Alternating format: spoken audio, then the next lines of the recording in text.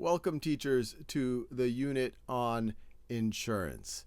And insurance is one of those things that a lot of people sometimes don't even associate with financial literacy, even though it is something that you put money out for, you pay for, and is to protect you, usually financially, from a lot of downside, from a lot of bad things happening. So that's why this is a pretty important unit. And it starts with helping the students understand the notion of risk. It's easy to imagine that the world will just continue as it is now, especially when you're young, but it's good to be aware that sometimes we can get unlucky, bad things can happen, and we need to be able to manage these types of risks.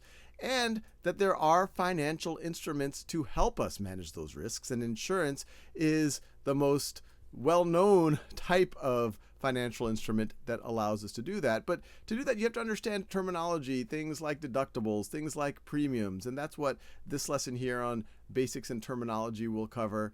And then the different options for health insurance, which is a very important type of insurance, which young people sometimes don't think about if they're feeling very healthy, but is very important, especially later in life. But actually, I would say even when they're young and maybe they're thinking about other people in their family. And then other types of insurance, especially life insurance is one that just I didn't start thinking about until I had a family.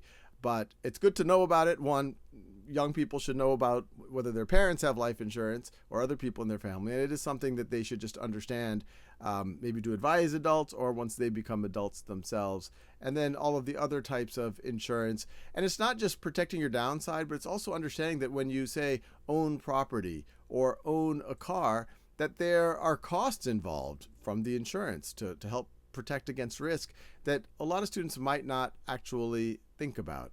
So there's several other things here, and these actually do get into a level of depth that I think the students will be able to teach their parents a thing or two, which is always valuable. And like always, I encourage you as a teacher, try to do at least all of the exercises, but it's great if you can read the articles, watch the videos, and bring some stories of your own without divulging too much personal information to your students, because I think that's what will really make it stick for them.